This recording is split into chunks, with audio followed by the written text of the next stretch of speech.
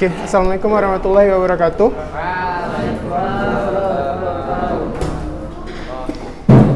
Coba lihat bukunya, bentar.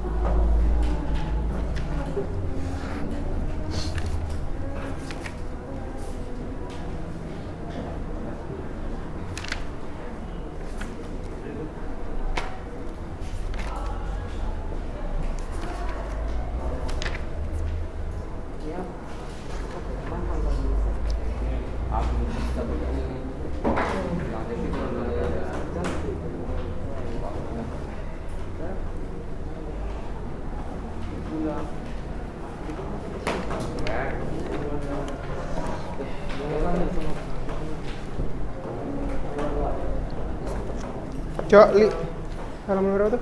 Oke, coba buka bukunya halaman 107.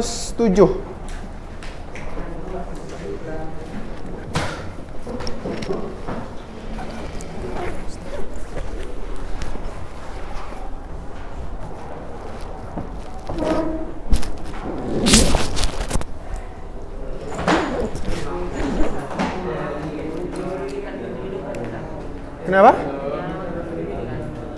Kenapa nggak dengar saya? Iya. Nggak dengar. Oke, coba lihat di situ ada novel, judulnya apa di situ? Pulang ya. Oke, mari kita baca sama-sama. Siapa yang pertama baca? Absen kalian yang itu mana selebaran? Ada.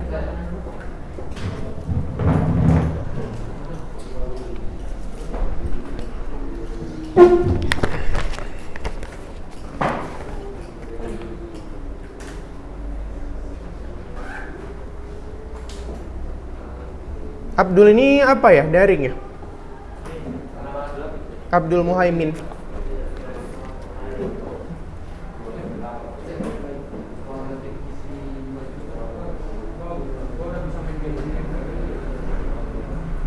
Arif di mana? Di sini? Iya, baca Arif. Yang halaman 107.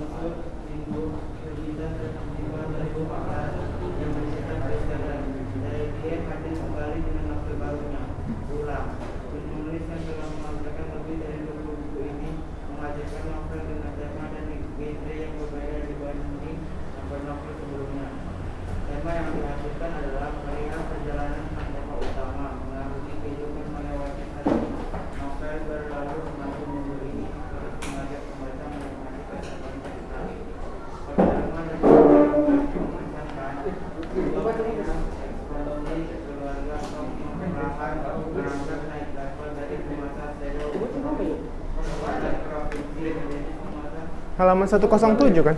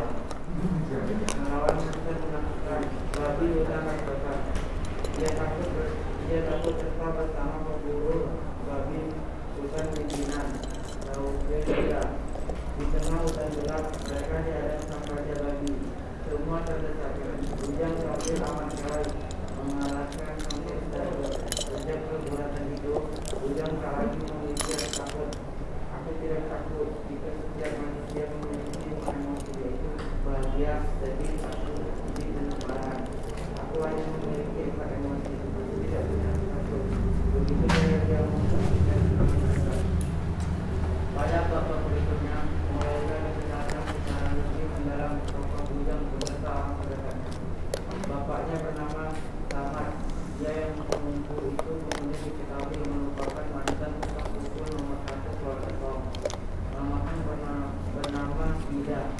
Ia merupakan istri dari suatu imam. Mereka agama di pulau kembali. Pernikahan kedua yang besar dari ternyata dan khusus berbeda itu menyebabkan mereka terusir dari kampung. Lantas menetap di dalam atau kampung kawasan Bukit Barisan Sumatera. Kejadian melawan babi bukan menjadi awal kisah hidup baru bagi Ujang yang waktu itu masih 15 tahun. Lalu muda mengajaknya pergi ke kota. Ia meminta bapak bagaimana Ujang mengingatkannya pergi. Bapaknya setuju, maunya berkata-kata. Namun ia tak masa menolak. Ini adalah bagian dari perjanjian antara bapak Ujang dengan Tauke Muda. Lagi pula ia ingin putra sematawayangnya itu maju, tak hanya berputar dengan hutan dan ladang halang. Sebelum keberangkatan sang anak, mama menitipkan pesan yang begitu berharga. Keseruan kisah novel ini terus berlanjut hingga membawa di mana menuju waktu 20 tahun kemudian. Dan sejak anak salam dan nan malam itu berubah menjadi pribadi yang sangat mantap, akademis, kokoh dan bermata tajam. Dia menemui calon presiden terkuat, memperingatkannya agar tak mengubah apapun, tak mengusik bagaimanapun bisnis keluarga Tom yang bisnis jadi ekonomi. Selepas itu, Alun kembali berkeliling ke masa lalu.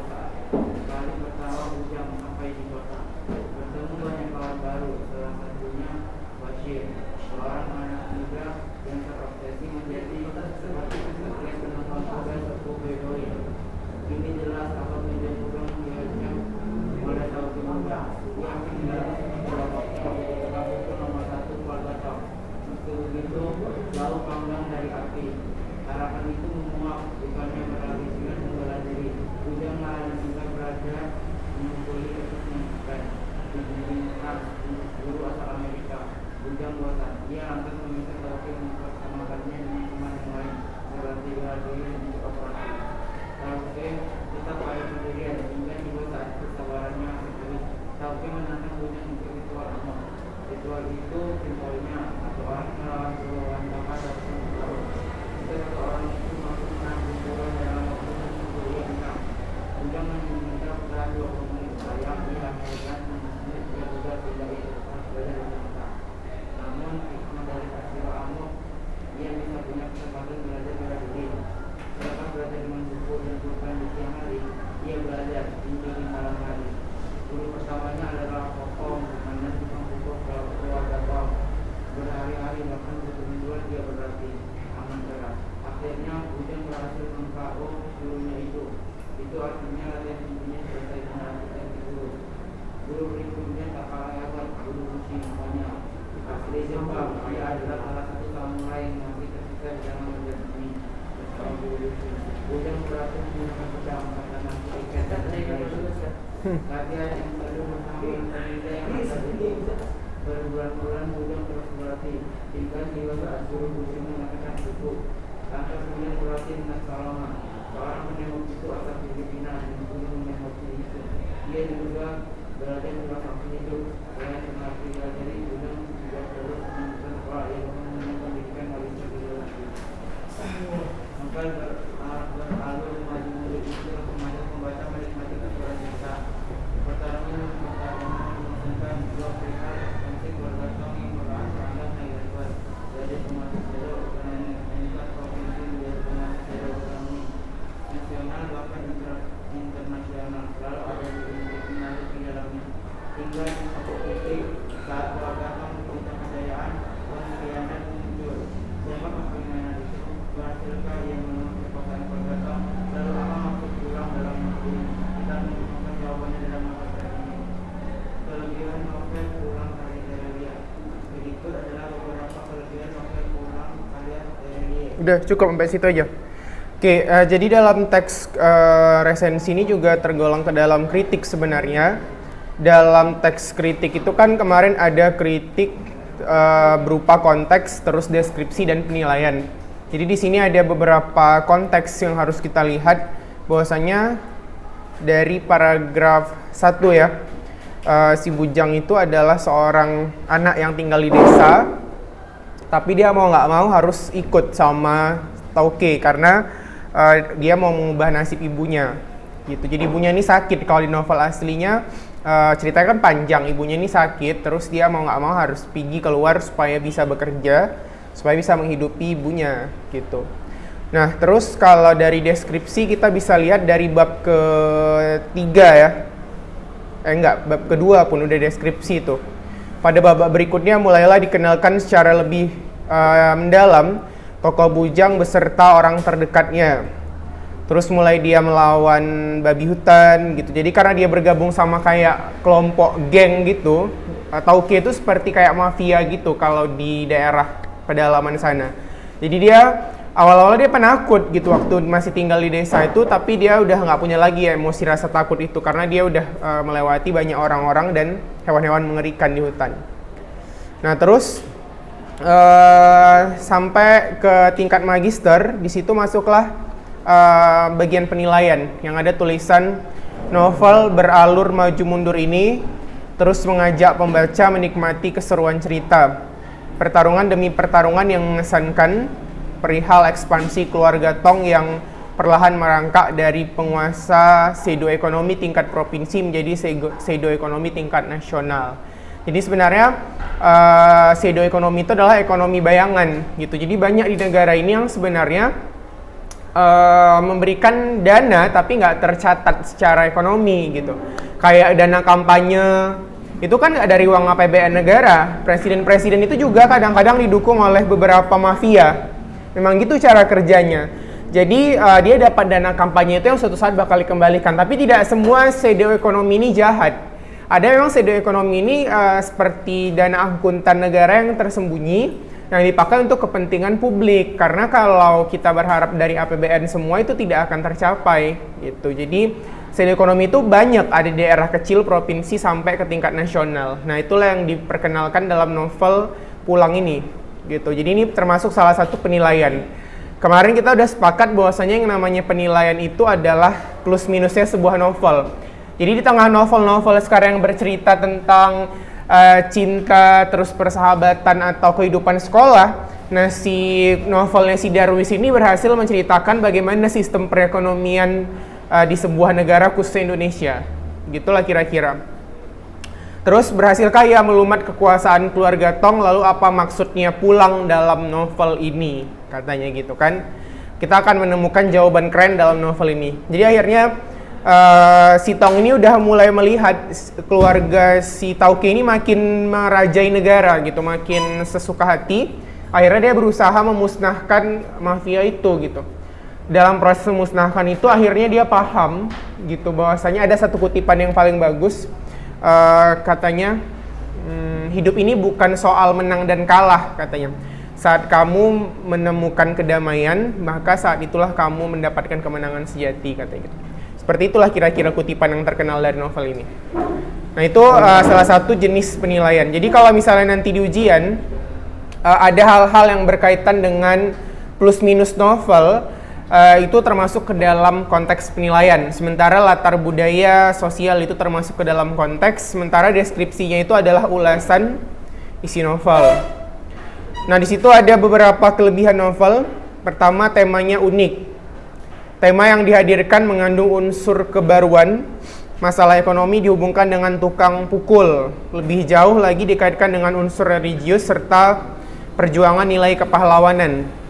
Pertautan yang tampak mustahil diracik sedemikian rupa oleh penulis menjadi racikan yang apik. Sudut pandang Fakultas Ekonomi Universitas Indonesia ini, jadi memang si penulisnya ini lulusan UI. Yang pernah saya bilang dia adiknya Sri Mulyani, Menteri Keuangan, terus dia satu stambu sama Gayus Tambunan. Tahu nggak Gayus? Gayus itu yang koruptor paling terkenal. Iya, dia di Lagu.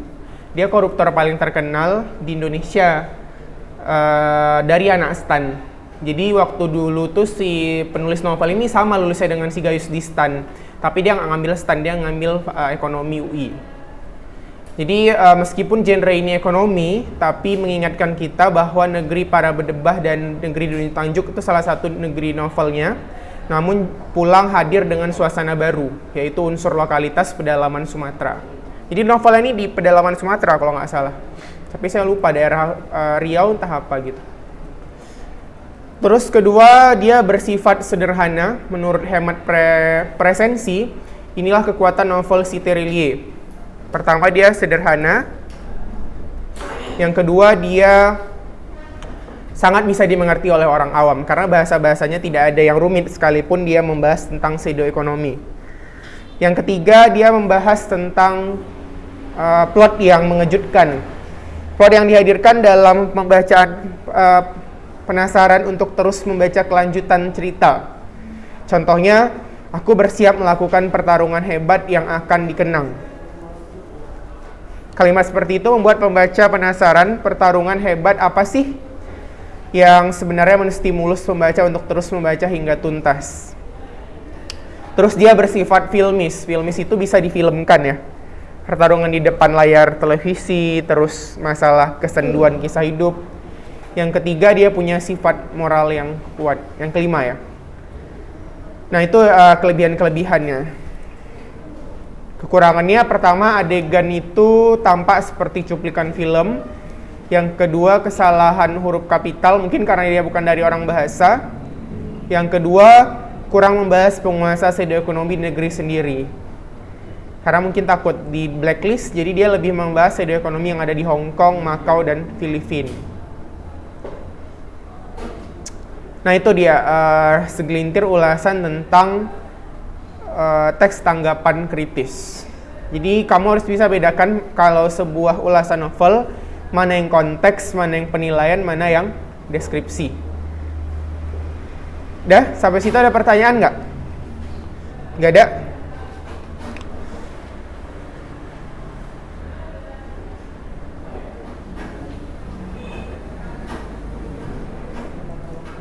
Oke, kalau nggak ada, kita lanjut ke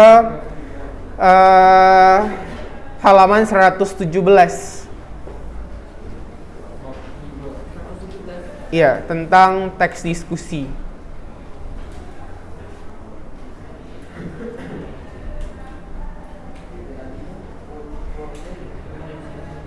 Baca Abdullah Ali. Baca yang anak-anak itu mengidentifikasi teks diskusi.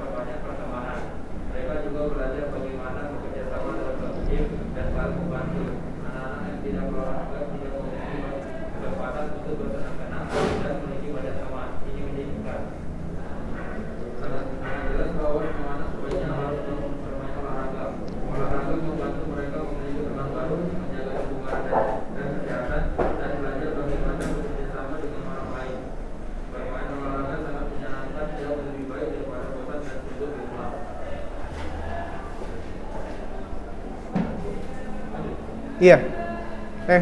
Habis ya? Oh, ini ada bentukannya di pokok. Terus di bawahnya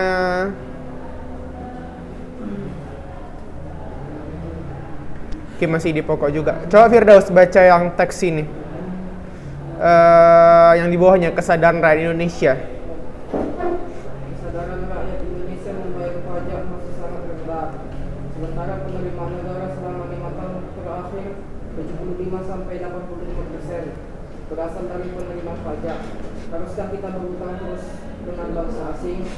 Kemandirian bangsa Indonesia akan tercapai jika kesadaran rakyat membayar pajak sudah tinggi. Sumber pembiayaan negara terbagi 3, pinjaman luar negeri atau dalam negeri, penjualan sumber daya alam, dan penerimaan pajak. Utang luar negeri dan dalam negeri dapat memberatkan posisi APBN RI karena utang luar negara tersebut harus dibayarkan beserta dengan bunganya. Negara akan dicap sebagai negara miskin dan tukang utang karena tidak mampu mengatasi perekonomian negara sendiri. Penjualan sumber daya alam secara berlebihan dapat menyebabkan kerusakan lingkungan atau ekosistem, serta membuat sumber daya alam tersebut menjadi langka. Penerimaan negara melalui pajak merupakan salah satu-satunya sumber penerimaan negara yang minim risiko, serta dapat meningkatkan kemandirian bangsa. Pertumbuhan ekonomi Indonesia menurut data World Bank tahun 2014, Gross Domestic Product Indonesia menduduki peringkat 16 besar tertinggi di dunia. Potensi kemandirian Indonesia sangat tinggi. Sayangnya dalam 5 tahun terakhir tax ratio cukup rendah dan target pajak tidak tercapai, yang salah satunya disebabkan oleh rendahnya tingkat kepatuhan wajib pajak dalam melaksanakan kewajiban perpajakannya. Hanya tingkat kepatuhan wajib pajak badan 55% dan 25% tingkat kepatuhan wajib pajak perorangan. Di lain pihak, penerimaan negara dari penjualan sumber daya alam semakin mengecil sejak tahun 1982. Sebelumnya primadona penerimaan negara adalah dari penjualan sumber daya alam. Kemandirian bangsa ke depan sangat tergantung kepada kesadaran rakyat membayar pajak. Banyak juga orang yang merasa tidak perlu menyumbang kepada negara. Mereka berpikir negara lah yang harus menyejahterakan rakyatnya. Mereka adalah kelompok masyarakat kontra prestasi pajak, menolak membayar pajak dengan melakukan demonstrasi. Padahal mereka justru kelompok penikmat pajak, bukan membayar pajak yang juga dikenal sebagai anggota masyarakat yang tergolong sebagai penikmat pajak tanpa berkontribusi.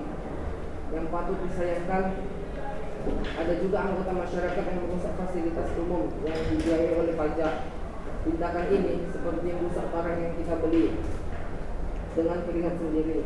Siswa atau mahasiswa yang malas belajar tidak gigih menuntut ilmu untuk masuk kelompok ini karena semua fasilitas pendidikan dibiayai oleh pajak. Kelompok kontra prestasi lainnya adalah yang kecewa karena anggaran negara yang dibiayai pajak itu dikorupsi. Mereka berpikir untuk apa bayar pajak jika untuk dikorupsi. Korupsi tindakan yang sangat salah. Tidak membayar pajak juga sangat salah. Koruptor dan wajib pajak yang tidak membayar pajak adalah warga negara yang tidak membela negaranya. Mereka jenis warga yang bertentangan dengan tujuan negara untuk menyejahterakan rakyatnya. Wajib pajak yang patuh membayar pajak adalah patriot bangsa. Mereka membela negara, membangun negara, mengangkat harkat dan derajat bangsa di mata dunia. Dengan membayar pajak untuk kemandirian bangsa agar kita menjadi bangsa yang kuat dan disegani di dunia. Stop utang negara dengan membayar pajak. Pajak banyak, utang hilang, negara kaya, rakyat makmur. Terwujudlah keadilan sosial bagi seluruh rakyat Indonesia. Oke. Jadi ini namanya teks diskusi. Teks diskusi itu adalah jenis teks yang strukturnya ada pendahuluan, isi, terus perdebatan antara pro dan kontra. Dalam sebuah teks diskusi selalu menggunakan tema-tema yang sifatnya itu polemik. Polemik itu artinya teks itu mengundang dua pertentangan sudut pandang. Nah, gitu dia. Jadi kalau kita berbicara tentang teks diskusi,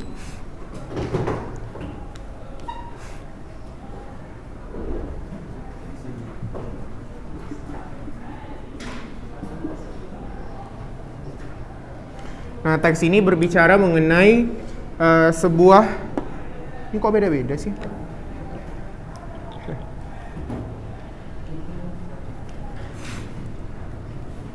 Oke, jadi dia berbicara mengenai sebuah sudut pandang secara polemik.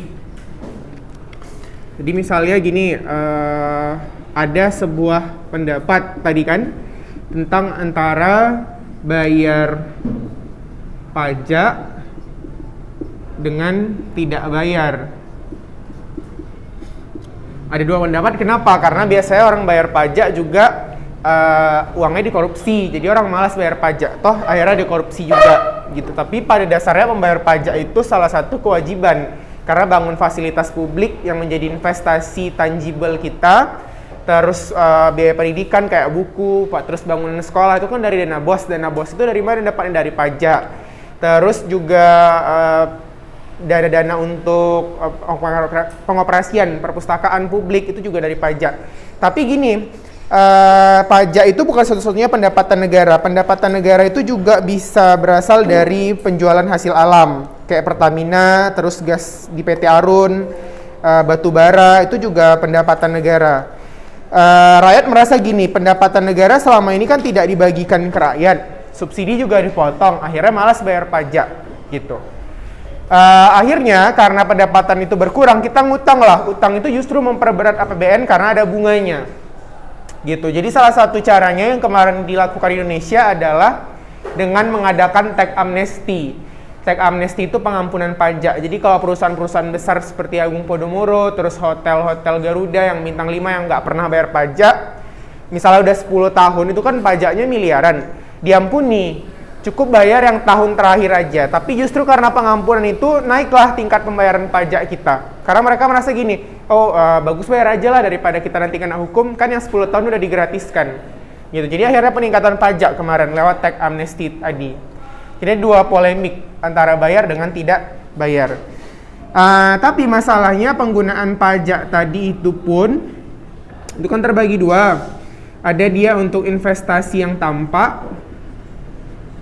Ini kita mau ngambil ide pokok ya, makanya kita belajar ini. Ada yang tidak tampak. Nah, seringnya yang tampak ini pun itu tidak dijaga. Misalnya kayak kita menggunakan fasilitas publik seperti apa nih di Medan ini ada bus-bus trans itu kan yang warna hijau sekarang. Nah, itu dia sering kan kalau dibilang jangan bawa minum, terus jangan merokok. Nanti tetap aja tuh orang Medan kan bandel, merokok terus puntungnya itu dibuang di kursinya, itu kan merusak fasilitas karena biaya perbaikan itu makin tinggi. Nah, itulah yang menyebabkan pajak kita tuh semakin naik sebenarnya. Jadi dari kita sendiri juga sebenarnya. Yang tidak tampak tuh misalnya pajak tentang pelayanan masyarakat seperti vaksin, tentu kan nggak nampak investasinya. Kesehatan kalian, terus kepintaran, pendidikan, itu kan nggak nampak secara kekayaan negara. Tapi itu investasi namanya yang tidak tampak. Nah, jadi pajak itu ada dua penggunaannya. Nah, di sini, di teks diskusi ini kita diminta untuk mengambil ide pokok ya. Di halaman, mulai dari yang tadi, yang anak-anak di masa pandemi, ada yang di rumah aja kan, main video game akhirnya naik berat badannya, menyebabkan dia mengalami obesitas. Itu ada beberapa ide pokok. Nah, berbicara masalah ide pokok, mungkin udah pernah kita bahas. Ide pokok ini adalah simpulan yang bersifat umum. Jadi dia bukan hal yang penting, tapi simpulan yang sifatnya umum. Karena dia umum, dia butuh kalimat penjelas yang sifatnya khusus. Nah, jadi ciri-ciri si ide pokok itu biasanya dia mengandung opini, ada kata kerja definitif, terus bersifat akan, ada kata seharusnya, ada kata jadi. Kalau dia kalimat penjelas, dia khusus, maka dia mengandung fakta, terus contoh kasus, terus dia mengandung nama, dan apa nih contohnya? Kayak kata-kata telah yang menunjukkan dia fakta, past tense, gitu kan? Nah, itu ciri kalimat penjelas. Jadi kalau misalnya kalian cari ide pokok, carilah ciri-ciri yang ini. Yang dia berupa opini, terus dia ada simpulan, terus ada definisi. Itulah yang ide pokok namanya. Kalau kalimat penjelas, dia kadang justru nampak lebih penting. Tapi bukan itu ide pokoknya. Ide pokoknya itu adalah simpulan yang sifatnya umum. Nah, itu dia. Coba kita lihat yang dicontoh yang anak-anak tadi dulu. Di situ paragraf ke-1, ide pokoknya adalah cara mengatasi anak bertambah gemuk. Paragrafnya, anak-anak hampir di seluruh dunia, terutama kota besar, kini semakin gemuk dan diperburuk dengan gaya hidup yang tidak sehat. Lalu bagaimana cara kita mengatasinya? Cara terbaik adalah bermain olahraga. Nah, di situ kan ada kata adalah kan? Nah, itulah ciri ide pokoknya. Di pokok itu biasanya ada kata-kata adalah, iyalah, terus dia baru akan terjadi. Nah, gitu dia kata kuncinya. Letaknya di mana? Letak si ide pokok ini banyak tempat. Ide pokok itu secara, mungkin kalau di tingkat SMP masih 2. Bisa dia secara reduktif, kalau letaknya di awal, bisa dia secara induktif. Kalau letaknya di akhir, gitu ya. Dan ingat, yang diminta di kalimat ide pokok itu tidak sama dengan kalimat utama. Kalau ide pokok, dia sifatnya lebih inti. Jadi inti kalimat itu ada 2. Ada yang transitif, ada yang intransitif. Kalau transitif intinya adalah SPO, kalau intransitif intinya adalah subjek predikat aja. Ini tuh artinya tidak punya objek. Itu dia. Misalnya contoh, nenek berbelanja di pasar. Intinya apa? Nenek berbelanja. Tuh, berarti kan intinya cuma subjek dan predikat. Tapi kalau misalnya dia transitif, contoh kakak menulis novel di perpustakaan, berarti intinya kan kakak menulis novel. Nah, gitu dia. Jadi lihat, yang diminta di ide pokok itu hanya inti. Inti itu SPO, kalau enggak SP. Keterangan pelengkap tidak pernah ikut. Gitu ya. Jadi itu ciri-ciri kita melihat ide pokok dan cara menemukannya. Ada 2. Oke. Yang kedua, coba. Pertumbuhan fisik memerlukan banyak latihan gerak. Setiap hari dan cara terbaik melakukannya adalah dengan berolahraga. Kalau yang di akhir bagaimana? Bersyukur kita tinggal di Indonesia, memainkan semua olahraga tersebut sepanjang tahun. Jadi tidak masalah jenis olahraga mana yang kamu suka atau di mana kamu tinggal. Selalu ada jenis olahraga bagi siapa saja, tidak ada alasan mengeluh merasa bosan. Awal apa akhir ide pokoknya? Dia lebih banyak dibicarakan yang mana? Ya, lebih banyak di awal. Berarti pertumbuhan fisik memerlukan latihan gerak. Cara terbaiknya adalah dengan olahraga. Berarti ide pokoknya adalah cara terbaik latihan untuk pertumbuhan fisik adalah berolahraga. Oke, itu yang kedua. Coba itu ditulis di buku catatannya. Ide pokok paragraf 1, paragraf 2. Nanti kita temukan lagi paragraf 3, 4, dan 5. Ini udah selesai waktunya soalnya. Oke, itu saja. Assalamualaikum warahmatullahi wabarakatuh.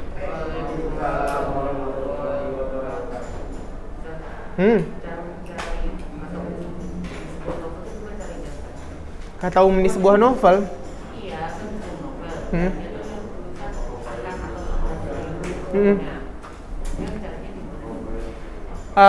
Dalam novel biasanya dia tidak ada namanya ide pokok, yang ada tema. Iya, karena apa? Ide pokok itu hanya ditemukan pada jenis paragraf yang sifatnya tidak deskripsi, tidak narasi, dan tidak argumentatif. Kalau novel itu kan dia sifatnya menarasikan. paragraf narasi itu dia tidak punya inti karena dia tersebar di seluruh kalimat. Yang biasanya bisa kita temukan ide pokoknya itu contoh kayak paragraf dalam artikel. Gitu dia. Kalau dalam novel dia nggak ada ide pokoknya. Dia nggak ada tema.